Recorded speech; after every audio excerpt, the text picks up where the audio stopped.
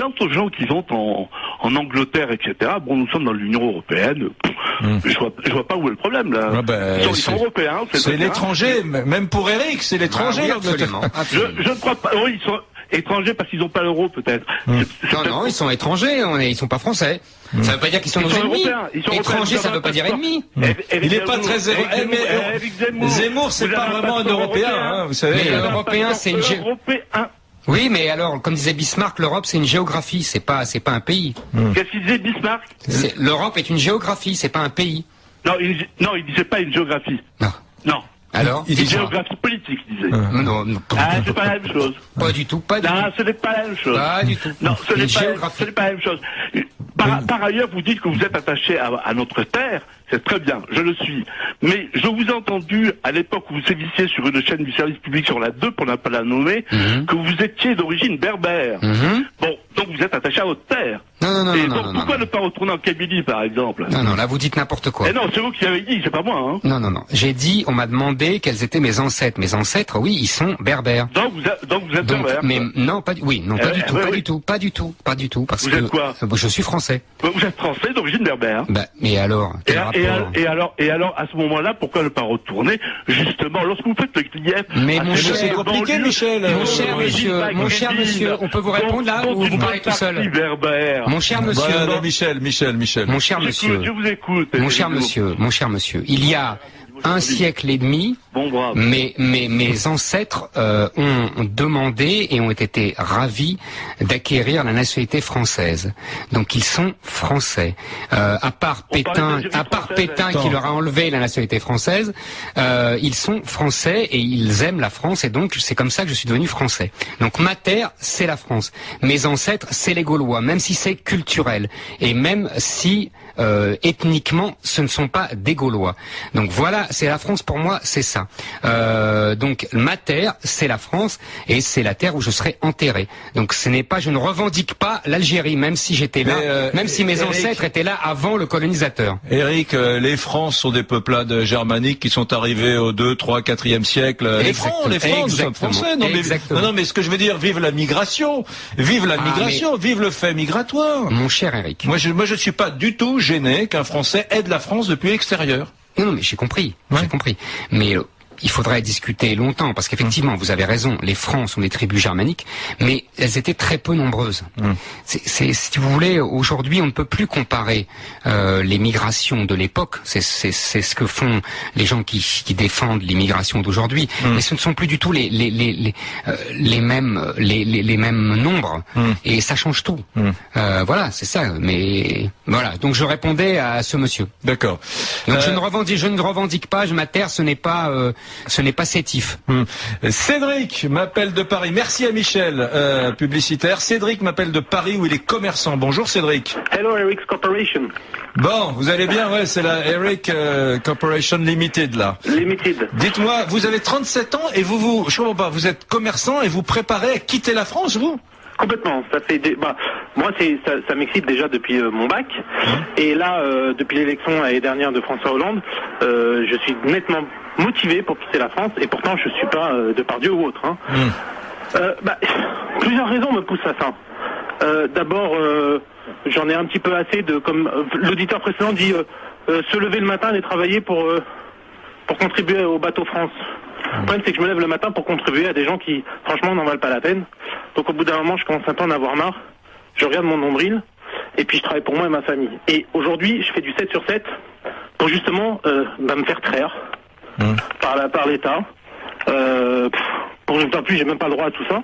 Donc là, il y a cette chose-là. Ensuite, pour le bien-être de mes enfants, notamment la sécurité, la garde des écoles, enfin toutes ces choses-là qu'un maçon pourrait trouver à l'étranger. Voilà, c'est tout. C'est pour cette raison. Et vous avez dessiné votre projet entre guillemets. Vous souhaitez aller vers où, vous, Grégory? Non, Cédric. Cédric, pardon, Cédric. Chicago. Chicago. Vous avez raison, il n'y a pas de risque de sécurité là-bas à Chicago. Non, Eric, je vous aime énormément, mais ces clichés en disant que c'est encore Al Capone et autres, franchement, c'est vraiment dépassé. Il faut y aller à Chicago. Effectivement, il y a des endroits où on y va pas. Allez-y. Moi, je vous empêche pas d'y aller, hein, mais... Non, je dis il faut y aller. Mais ça me fait rire quand vous parlez de sécurité Eric, et que vous allez à Chicago. D'autres pays, par le petit bout de l'arloniette journalistique, c'est totalement faux. Et dites, alors, vous n'êtes pas un riche, vous, Cédric, vous êtes commerçant, vous ne partez pas pour des raisons fiscales. Je paye pas, je pars pas pour fuir l'impôt, mais je pars, non. Dis Ouais.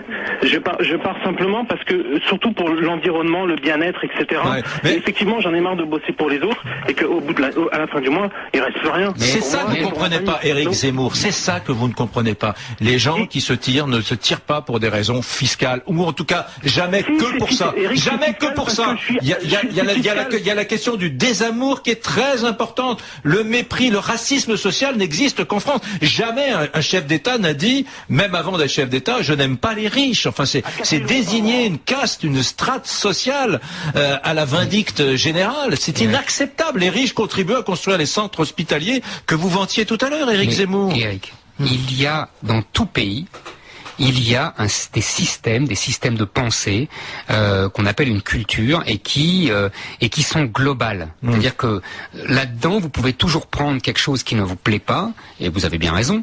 Mais si vous voulez, si vous tirez une pelote, vous avez l'ensemble du système.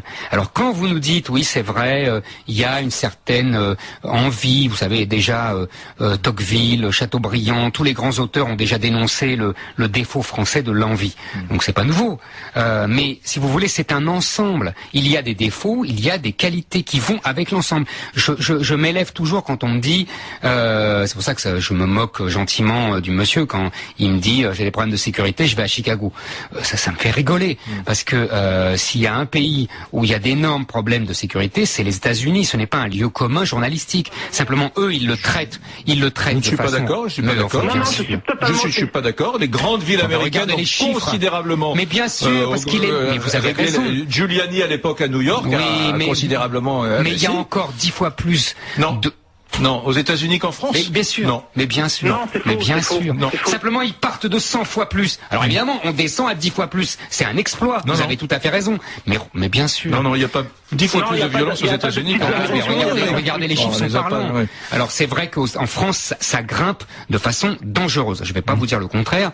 Je vous suivrai là-dessus. Je pense qu'il y a effectivement une explosion de la violence en France qu'on n'avait jamais vue en France dans l'histoire. Il faut revenir au Moyen-Âge. Donc ça, je suis d'accord avec vous. Mais les États-Unis ont une telle avance sur nous. Et en plus, comment ils règlent le problème? Ils règlent le problème de deux façons. D'une part, en emprisonnant des gens massivement. Moi, je suis pas contre, ça me gêne pas, mais en tout cas il faut savoir qu'ils le font et systématiquement. Vous savez qu'aujourd'hui je crois qu'il y a un jeune noir sur 2 qui est en prison ou qui a connu la prison. C'est colossal. Et deuxièmement, ils le traitent par la séparation des communautés. Il faut pas vous leurrer. Donc c'est un système qui est multiculturel. On le règle par la séparation des communautés étanche. Il y a, je crois, les mariages mixtes entre blancs et noirs. Vous savez que c'est moins de 1% aux États-Unis. D'ailleurs, quand on regarde un film américain, le héros noir, Will Smith ou un autre comédien est toujours marié ou presque toujours marié à une comédienne dans le film, dans la fiction, à une comédienne noire, ce qui est tout à fait inhabituel en France. Mais parce qu'aux États-Unis, c'est comme ça. Donc il faut bien vous comprendre. Pourquoi je vous dis ça? Pas pour dénigrer les États-Unis. Étymologiquement, apartheid, ça veut dire développement séparé. Voilà. C'est pourquoi je vous dis ça. C'est pas pour dénigrer les États-Unis. C'est pour vous dire que chaque pays a son système qui est global. Et il est inutile de prendre un élément qui vous déplaît parce qu'il est lié à un autre. Quand, si vous voulez, vous dites oui, jamais dans un autre pays on dira je n'aime pas les riches, etc. Vous avez raison. Mais ça c'est un élément d'un ensemble. C'est tout ce que je veux dire. Voilà. Donc il faut savoir que quand vous dénoncez un élément, J'entends simplement ce pays qu'on le politique n'appelle plus la France maintenant, qu'ils appellent la République.